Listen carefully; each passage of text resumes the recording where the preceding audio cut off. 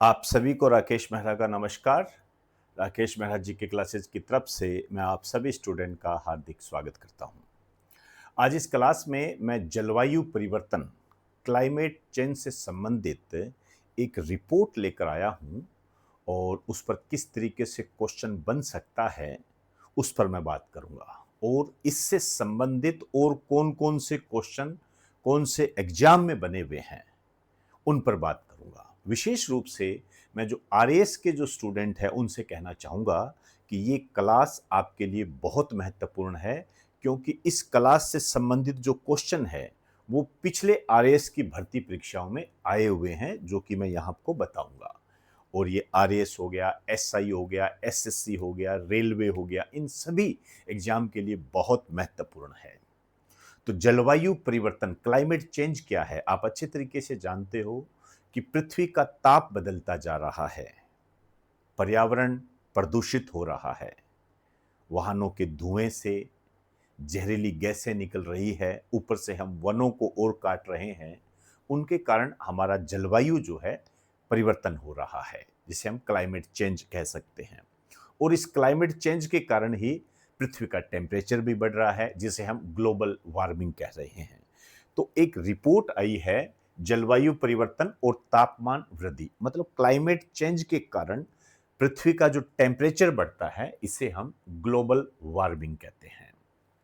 ये जो तापमान वृद्धि होती है, जिसे हम ग्लोबल वार्मिंग नाम दे रहे हैं, कहीं ना कहीं इसका संबंध जो होता है ग्रीन हाउस गैसेस से होता है। ग्रीन हाउस गैसेस, आपने ग्रीन हाउस गैसेस का नाम सुना होगा, जिसमें सबसे महत्वपूर्ण होती है कार्बन डाइऑक्साइड, लगभग 60%। लेकिन इतने से काम नहीं चलता है, इसके आगे की भी बात हमें करनी होती है। ग्रीन हाउस प्रभाव और ग्लोबल वार्मिंग के बारे में क्या होता है, कैसे होता है, किस तरीके से पृथ्वी का टेम्परेचर बढ़ता है, ये सब बातें ऑनलाइन और ऑफलाइन के स्टूडेंट ध्यान दें। मैं आपको इन्वायरमेंट और इकोलॉजी वाले चैप्टर में करवाता हूं। तो जहां पर जो ऑनलाइन स्टूडेंट है वो ऐप में जाएं, और ऐप में जो कंटेंट वाला क्राइटेरिया है उसके अंदर इन्वायरमेंट इकोलॉजी का एक चैप्टर है, उसके अंदर क्लाइमेट चेंज को साथ कनेक्ट किया है ग्लोबल वार्मिंग, उसको जरूर पढ़ लें। यह आपके एग्जाम में आने की पूरी ताकत रखता है। और वैसे नॉर्मली मैंने आपको बता दिया है कि पर्यावरण प्रदूषण के कारण जो गैसों का स्तर बढ़ रहा है उससे क्लाइमेट चेंज हो रहा है, और क्लाइमेट चेंज के कारण पृथ्वी का ताप बदल रहा है, और इसे ही हम ग्लोबल वार्मिंग कहते हैं। और इस दिशा में जो एक नवीनतम स्थिति, लेटेस्ट स्टेटस जो हमारे पास आया है, ग्लोबल टेम्परेचर ग्रोथ, ये बताया गया है 1.37 डिग्री सेंटीग्रेड। ये यहीं याद कर लेना, ये मोस्ट टू मोस्ट इंपॉर्टेंट है, मोस्ट टू मोस्ट इंपॉर्टेंट, यहीं पर याद कर लेना इसको। 1.37 डिग्री सेंटीग्रेड क्या है ये? Indicator of global climate change report. Report का नाम क्या है? Indicator of global climate change report. इस रिपोर्ट को जारी किसने किया है? हल्की सी जानकारी होनी चाहिए आपको। इसको जारी किया है यूनिवर्सिटी ऑफ लीड्स ने। यूनिवर्सिटी ऑफ लीड्स ने यह जारी किया है। क्या कहा है इन्होंने? इन्होंने ये कहा है कि मानव गतिविधियों के कारण, अभी मैंने आपको कहा कि पर्यावरण प्रदूषण के कारण, जो पर्यावरण प्रदूषण हो रहा है वो मानवीय गतिविधियों के कारण हो रहा है, के कारण वैश्विक औसत तापमान, ग्लोबल एवरेज टेम्परेचर, पूर्व औद्योगिक स्तर, प्री इंडस्ट्रियल लेवल। ये प्री इंडस्ट्रियल लेवल कौन सा है? ये है आपका 1990 का स्तर। हम दो भागों में विभाजित करते हैं इंडस्ट्रियल सेक्टर को। मेरे कहने का अर्थ है, जो इंडस्ट्रियल रिवॉल्यूशन हुए थे उसको हम दो भागों में, एक तो 1990 से पहले का और एक 1990 के बाद का। तो ये 1990 से पहले की बात कर रहे हैं, तो मानक हमने माना है 1990 का स्तर। तो प्री इंडस्ट्रियल लेवल क्या होता है?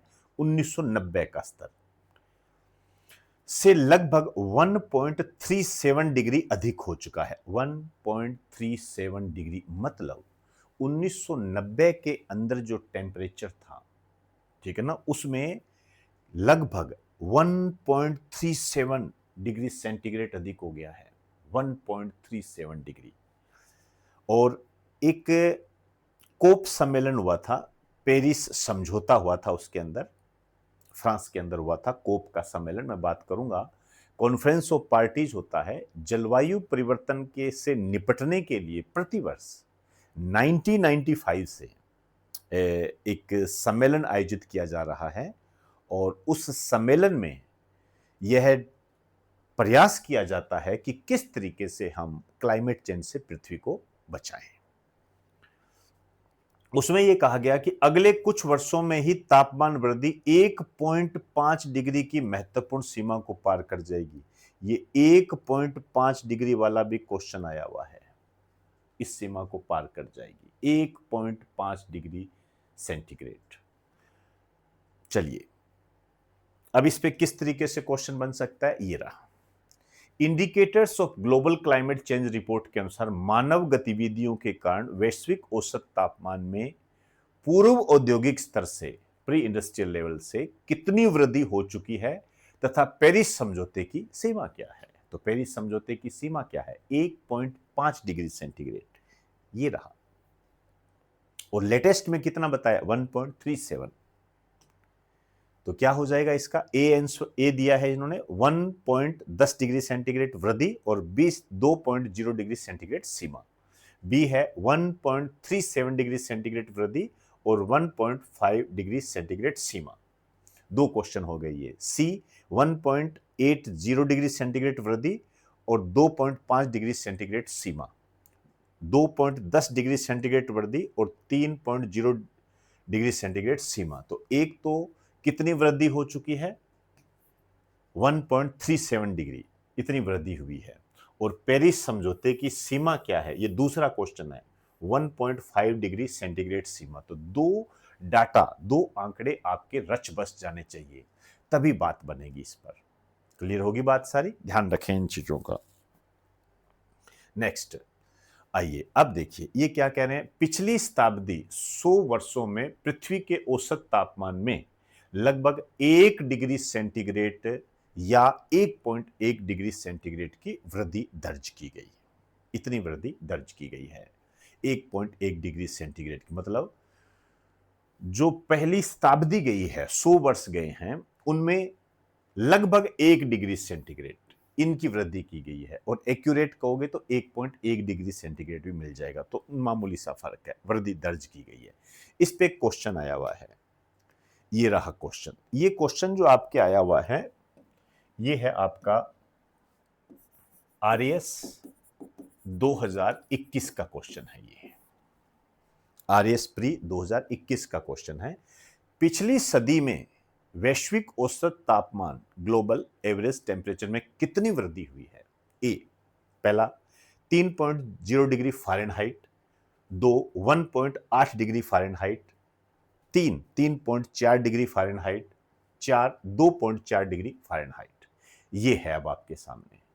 अब आप देखिए, आपके पास आपको जानकारी है कि पिछली सदी में वैश्विक औसत तापमान में 1 डिग्री सेंटीग्रेड या 1.1 डिग्री सेंटीग्रेड की वृद्धि हुई है, लेकिन यहां पर फ़ारेनहाइट में दे रखा है। तो आपको पता होना चाहिए कि आप डिग्री सेंटीग्रेड को फ़ारेनहाइट में कैसे कन्वर्ट करोगे, वो फार्मूला क्या है, ये फिजिक्स में आता है। याद कीजिए, आपको करवाया जाता है ये। इसका फार्मूला होता है C/100 बराबर F-32 बटा में 180। ये फार्मूला होता है। इसको जब अपने सोल्व करते हैं तो आपको पता लग जाएगा कि किस तरीके से फ़ारेनहाइट में इसको कन्वर्ट करोगे। तो 1 डिग्री सेंटीग्रेड है, आप मोटे तौर पर 1 डिग्री मान लीजिए। तो जब आप इसको 1 डिग्री मानोगे तो 1 C का मान हो गया बटा में 100 बराबर F-32 180। आपके सामने है सारी चीजें। अब इसको सॉल्व कर लीजिए, आपके सामने आंसर आ जाएगा। 100 F-3200 इज इक्वल टू 180। चीजें आपके सामने क्लियर हो जाएगी। तो इसका जो आंसर है ये क्या हो जाएगा, 1.8 डिग्री फ़ारेनहाइट। ये इसका आंसर होगा। आप करके देख लेना, यही आंसर आएगा, या इसके आसपास आएगा, अपने आप समझ जाओगे। 1.8 डिग्री फ़ारेनहाइट, ये इसका आंसर होगा। या तो यही आ जाएगा, नहीं तो इसके लगभग में आएगा, एपोरेक्स आएगा। करके देखना और मुझे बताना। एक ग्रीन हाउस गैसों के संबंध में क्वेश्चन आया हुआ है, ये बहुत महत्वपूर्ण है। ये क्वेश्चन आपके जो आया हुआ है, ये RAS 2016 का क्वेश्चन है। ये क्या कह रहा है? Carbon dioxide CO2, nitrous oxide N2O, chlorofluorocarbon CFC और मीथेन CH4 गैसों का ग्लोबल वार्मिंग के प्रति आपेक्षिक योगदान क्या है? पहला ऑप्शन है CO2 is greater than CFC is greater than CH4 is greater than N2O। दूसरा, CO2 is greater than CH4 is greater than CFC is greater than N2O। तीसरा, CO2 is greater than CH4 is greater than N2O is greater than CFC। चौथा, CO2 is greater than N2O is greater than CH4 is greater than CFC। आप देख रहे हो, हर student ये जानता है लगभग कि ग्लोबल वार्मिंग और ग्रीन हाउस प्रभाव के लिए जो जिम्मेदार गैस होती है वो CO2 होती है 60% के आसपास। लेकिन इसने क्या दिया? 2016 का है, एग्जामिनर की आप चालाकी देखिए, CO2 को पहले नंबर पर डाल दिया। अब बताओ, आप कोई ऑप्शन तक नहीं काट सकते, कोई ऑप्शन नहीं काट सकते। तो ये आपको डाटा याद रखना है। मैं आपको बता दूं, इसका आंसर है दूसरा, CO2 is greater than CH4 is greater than CFC is greater than N2O। Clear? आइए, ग्रीन हाउस गैसों का आपेक्षिक योगदान, आप ये भी कह सकते हो ग्लोबल वार्मिंग, क्योंकि इन्हीं गैसों से ग्लोबल वार्मिंग होती है। CO2 कार्बन डाइऑक्साइड 60%, एक बार ये परसेंटेज भी पूछा गया है इसलिए इसको टिक कर लेना। मेथेन दूसरे नंबर पर है 20%, CFC 14%, N2O nitrous oxide 6%। Clear होगी बात सारी? ध्यान रखना है, ये क्रम आपको पता होना चाहिए। नेक्स्ट, अब देखिए, मैंने आपको स्टार्टिंग में एक बात कही थी कि जलवायु परिवर्तन से निपटने के लिए एक सम्मेलन आयोजित किया जाता है। जलवायु परिवर्तन से निपटने के लिए सम्मेलन आयोजित किया जाता है, कॉन्फ्रेंस। इसको कहा जाता है कोप। कोप ये है conference of parties. Conference of party, पहला कोप जो हुआ था, फर्स्ट कोप, ये हुआ था आपका 1995 के अंदर। 1995 के अंदर हुआ था। स्थान था बर्लिन, जर्मनी में हुआ था ये। आगे चलते गए, जो सबसे महत्वपूर्ण कोप हुआ था, कभी आपने नाम सुना हो, तीसरा कोप 1997 में। स्थान था क्योटो, कभी नाम सुना होगा, क्योटो प्रोटोकॉल, यहीं से संबंधित है। क्योटो जापान का एक शहर है। अब देखिए, जो लेटेस्ट में हम देखते हैं, अभी 30वां कोप हुआ। 30वां कोप हुआ था 2025 के अंदर। 2025, स्थान था बेलेम, ब्राजील।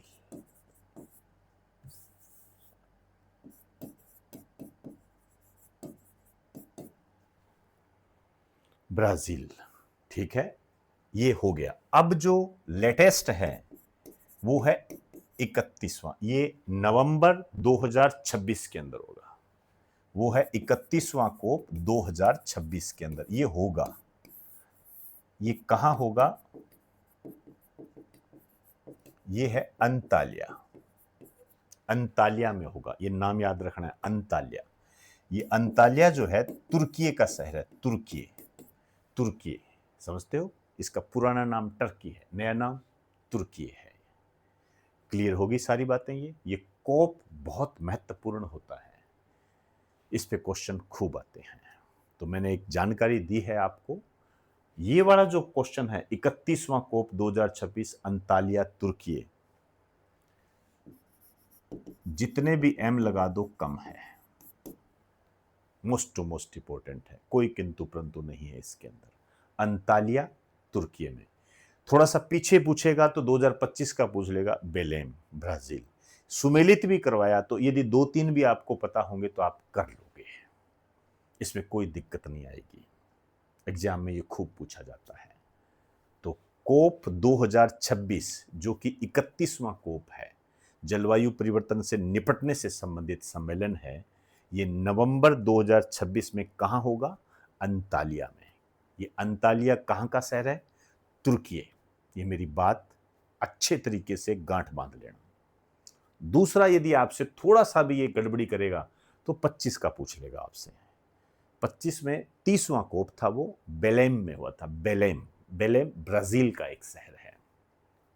क्लियर होगी? नमस्कार आप सभी को, अगली क्लास में मिलते हैं।